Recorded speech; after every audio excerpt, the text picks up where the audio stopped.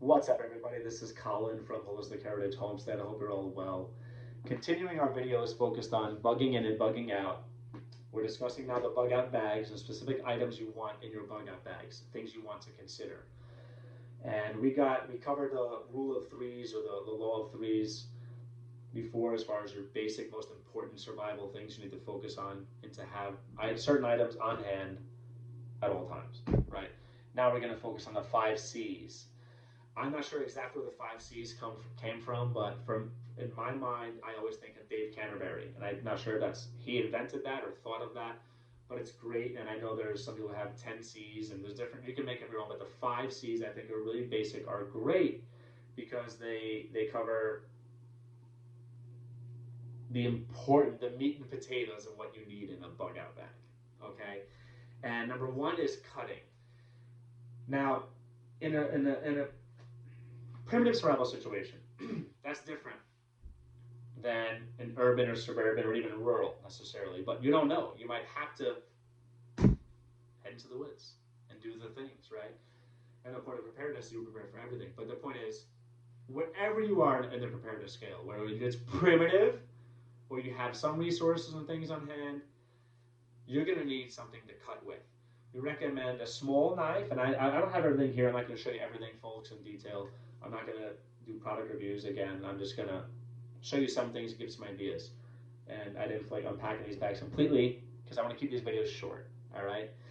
So you want a small working knife, something you can carve with, something you can do, good, small, fine motor, skill type stuff, detailed stuff, something you could use to cut twine, basic paracord, soft things, whatever.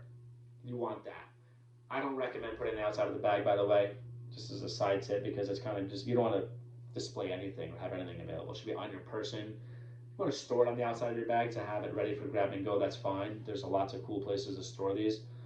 But I think that it's better off on your person or in your bag, okay?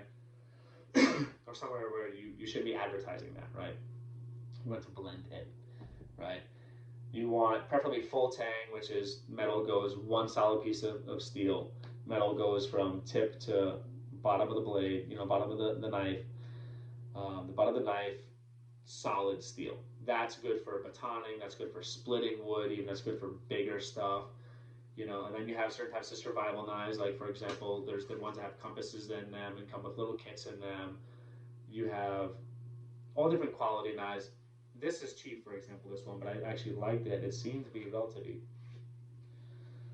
solid, and it had a couple of nice things about it. It's a nice, great case, and price. Again, you can always buy and upgrade and adjust over time, but prioritize. When your smaller knife, your small knife, your detail knife, or your 4 to 6 inch blade, mid blade, your most important knife, your if you had one knife to choose, that you should invest good money in. I don't have that with me. That's actually downstairs right now, but full tang knife, something you can process meat with, do everything you need with a knife.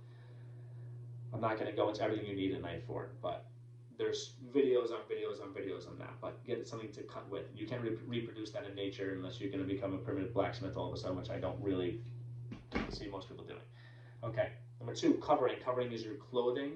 Covering is your shelter. Anything that helps you keep your body at your core body temperature. Think of body temperature. What does that mean? Well, you're going to be focused on making sure you have the elements. If it's cold, stay warm. If it's hot, stay cool, right? Covering. Tarps. Keep tarps. Tarps are amazing. Garbage bags. I'm going to rapid fire this list, folks. We're going into details in different times, but heavy duty garbage bags, construction bags, you could do, shelter for sure, and clothing with. Improvised ponchos, whatever. Tarps. Tarps are awesome. For shelter, they're amazing. You can't beat a tarp. And if you have one solid center, large access point in your bug out bag, that's where you put your tarp. Now, what else? What do you need? Obviously, part of that would be how do you secure the tarp, right? What kind of clothing? Quality clothing. Footwear. Where do you lose body heat from? That type of stuff.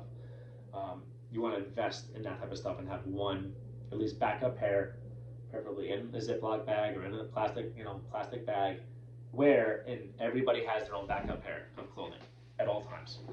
And layers are something to consider also. More, the better. You can always, if it's a hot summer day and you have lots of stuff in there, talk about lightening your load, dump it and keep moving forward, right? You need covering and think of keeping your body temperature where it needs to be. Number 3, combustion, the third C. Combustion, fire starting. Everything. Strike a fire. This is like kindling. It's amazing. These are awesome. Wet fire. These are fire starting tinder. They come in little packages, lightweight. You can make your own. Cotton balls soaked in Vaseline. They're lightweight. They burn for a very long time.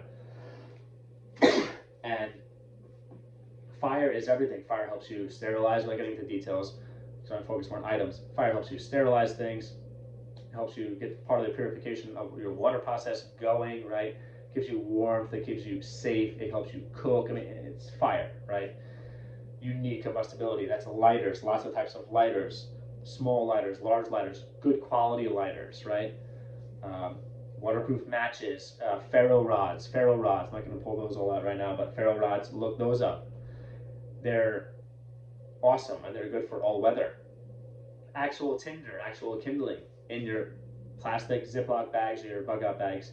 Stuff some of that in there, because even if you get a fire going and use those different things, you're really going to wish you had, in a rainy day or a windy day, something of some more substance to really get your fire going until you dry out, or can cover, block the wind or dry out that wood that's on deck ready to burn next, because otherwise it's a struggle, folks.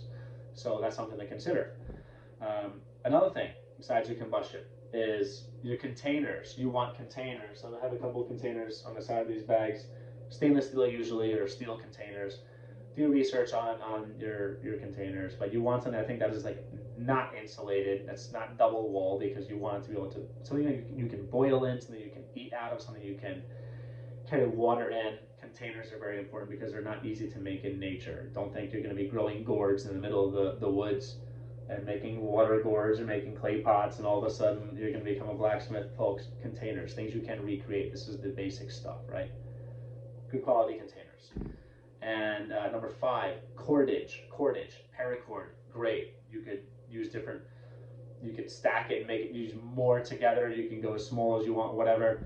You could use them for securing your tarps, for creating shelter, improvised tourniquets. I'm sure there's a lot of different things you could do with cordage, but you can't recreate cordage in nature very easily unless you're going to start braiding your own baskets and things and making your own fishing line. Cordage could double as fishing line, traps, snares, whatever. There's so many things where cordage is so important. And making improvised rafts or flotation devices, cordage, right? And paracord doesn't look too tactical. I have somewhere out here, it doesn't really matter, but there you go, some paracord right there. It's just cool, and it's something people wear on their wrists. It doesn't matter. They have watches, paracord watches, I'm sure. They have all kinds of stuff. But regular twine, steel wire of some sort for different uses, anything that's on your list that you might need for your circumstance or your scenarios, right?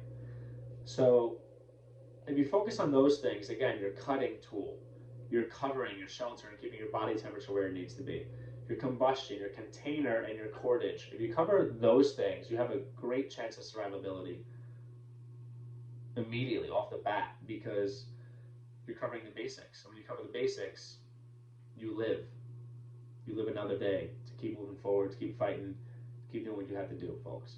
So let me know if you have any additions to the 5 C's. I know there's other C's, there's compass, and there's other different things that people add. That's great, but I think that this selection of the 5 C's is the most important, okay? Get those containers, upgrade over time. I want you to grab whatever bag you've got, a backpack, whatever, from school, grab it, start throwing stuff in it right now, folks. I'm serious. Think of your law of threes, your rule of threes, your 5 C's, and start packing those Bugout bags. Because we're going to start going through this list, coming at you with way more information, way more items, way more details. So stay tuned. Hope you're all well. Take care.